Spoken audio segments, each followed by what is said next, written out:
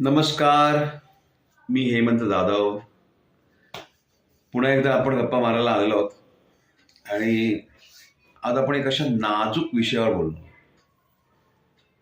नाजूक का म्हणतो? कारण आयुष्यात प्रत्येकानं कुणाशी ना कुणाशी ते नातं जोडलेलंच असतं आणि ते म्हणजे मैत्रीचं नातं. मित्र, दोस्त, यार, फ्रेंड्स, बरीच नावं आहेत.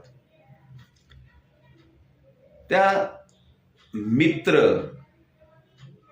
दोस्त, यार याविषयी आपण आज गप्पा मारू.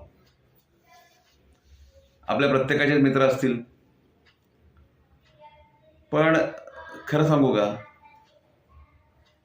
आपण ज्यांना मित्र समजतो, आपण तर आपल्या सोबत असलेले आपल्या कामातले सहकारी, आपले शाळेतले, कॉलेजमधले, आपल्या वसाहतीमधले,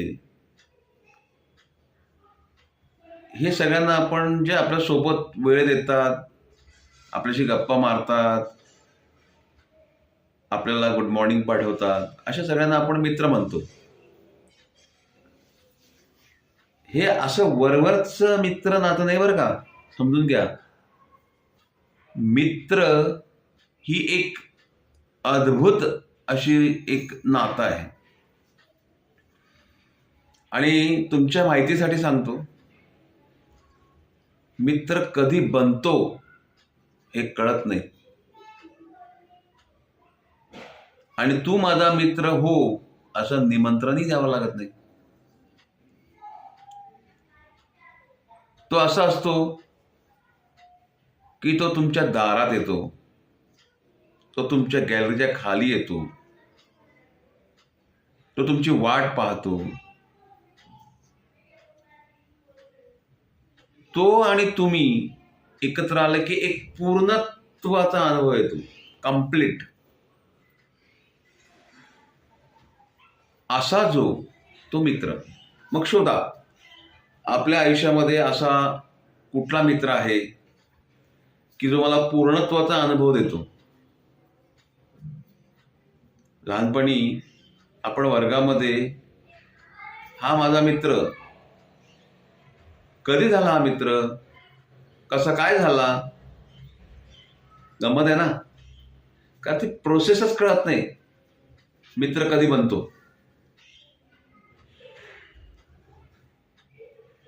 आणि पहिल्यांदा जो मित्र तुमच्या हृदयामध्ये उमटला, तो शेवटच्या श्वासापर्यंत तो मित्रच राहतो.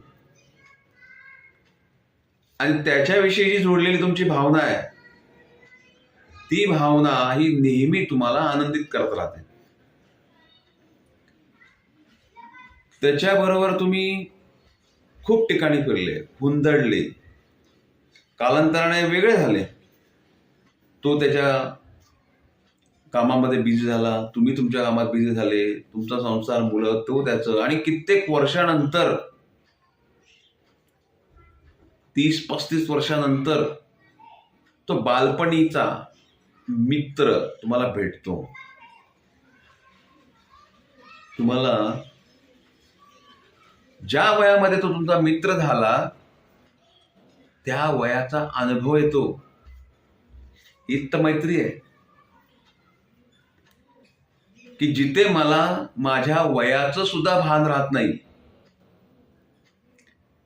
जिथे मला माझ्या स्टेटसचं भान राहत नाही, जिथे मला मी मुलगा आहे का मुलगी आहे या लिंगाचं सुद्धा भान राहत नाही, अमीर गरिबी, जात धर्म काही भान राहत नाही. तो आला, त्याच्या खांद्यावर हात टाकला की त्याच्याबरोबर मी जो दिवस घालवतो, जे क्षण घालवतो, ते नेमके काय असतात.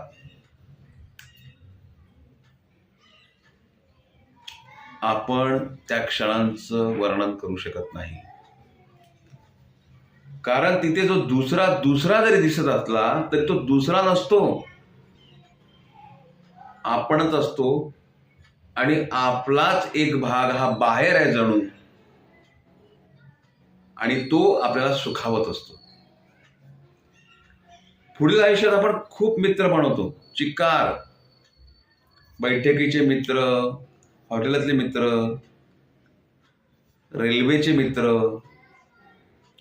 परंतु ज्या मित्राबरोबर तुम्ही पहिली छाप काळजात उठवली ना, तो अनुभव तुम्हाला सगळ्या मित्रांबरोबर येणार नाही. आणि म्हणून हे जे नातं आहे, हे असं नातं आहे की अघोषित नातं आहे. ते तुम्हालाही कळलं नाही की तो माझा मित्र कधी झाला.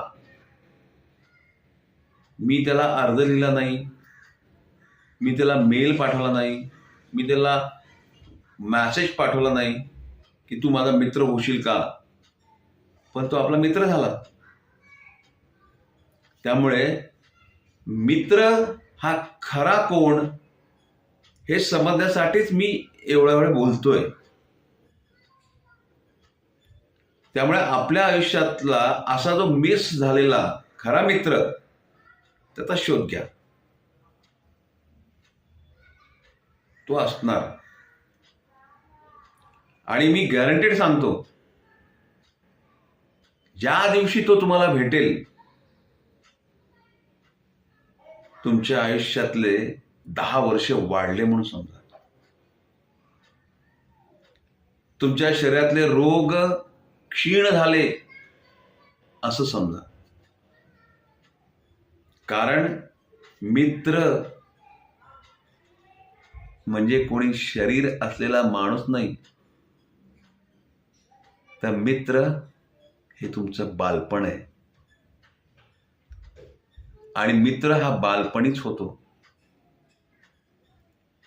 मोठ्यापणी मित्र होत नसतो, तर तो आपण व्यवस्था म्हणून निवडलेला असतो, गरज म्हणून निवडलेला असतो, संकटाच्या वेळी कामी येईल म्हणून त्याची निवड केलेली असते. परंतु जो लहानपणी झालेला असतो, तो कुठल्याही कारणाशिवाय झालेला असतो, आणि तोच खरा मित्र. हीच माझी मित्राची व्याख्या आहे. आणि म्हणून मला आज मित्रांविषयी बोलावं वाटलं. आपणही आपल्या आयुष्यात असे मित्र शोधा, त्याच्याशी संपर्क करा, आणि आता जे पुढचं आयुष्य आहे त्या मित्राच्या संगतीमध्ये, लांब असेल तर फोनवर घालवा. खूप खूप धन्यवाद.